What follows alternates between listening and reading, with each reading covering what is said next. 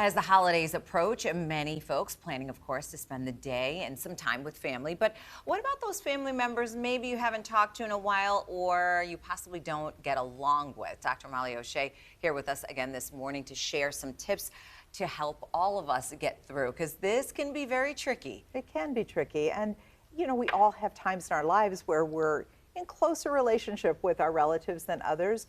But there are people who experience true estrangement from people in their families. And the holidays bring up a time when you might want to make amends.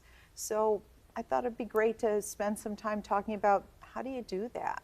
That is a great question. How do you do that? How do you kind of extend and maybe get that started when you have been estranged from some folks for some time? I think it depends a little bit on who the person is relative to you, whether it's a parent-child estrangement or whether it's a sibling or a friend that you're trying to make up with in that relationship. I think parent-child estrangement is a really unique and special kind of relationship that requires a big ask on both sides for that sort of reconnection.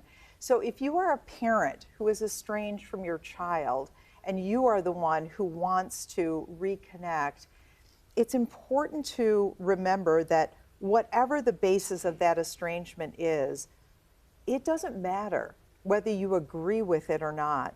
If your child has alienated you from their lives, whatever that beef is, you have to accept the reality that that is their truth.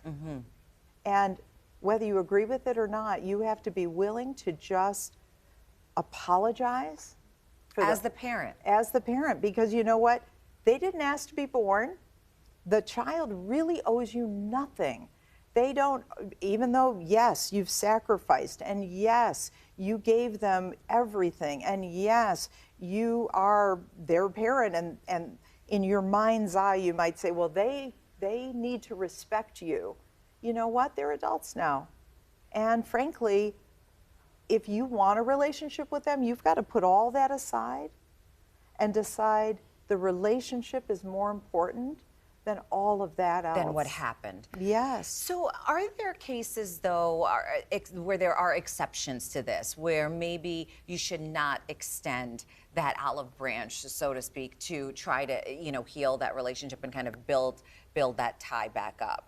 I think if you are someone who's been in a very toxic relationship for one way or another, either you are the victim of abuse in some way, emotional abuse, physical abuse, sexual abuse, and knowing that going back into relationship with someone would be harmful to you emotionally, there may not be a reason to put that out there, but working on finding peace for yourself, of course, could be valuable. Because I would guess that not all family relationships can really be healed and not all bonds can be recreated. Am I right?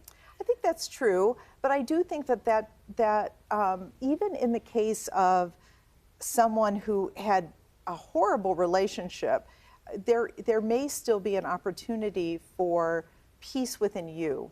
And by if you were the abuser, let's say, or the one who was pushed away, reaching back out to say, I was so wrong.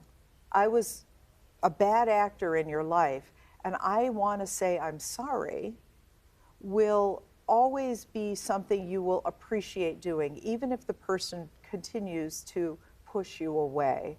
As a person who received that bad treatment, you may decide to never reach back out, and that's okay, but you may want to still seek peace for yourself. You know, it's interesting you mentioned peace from within and finding peace within yourself. What are some practical things that we can do? I mean, Thanksgiving is a week away, right? Yes. How do you kind of get yourself in the right frame of mind to be around family members, during this holiday when things may not be so great? Yeah, I think that if you are going to be entering a group of family members, some of whom you have a great relationship with and some of whom it's a little dicey, remember that No is a complete sentence. If people are asking you questions that you are uncomfortable with, that you don't want to answer, or no, by answering it's going to result in some kind of uncomfortable conversation, you can say, you know what, Aunt Joanne, I really prefer not to talk about that with you.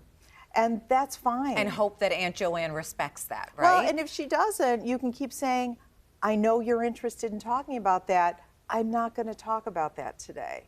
And just keep your boundaries set so that you don't get drawn in to that drama that you are not interested in having. Yeah, keeping the peace during the holidays. I mean, we could go on and on, right? It's a lengthy discussion.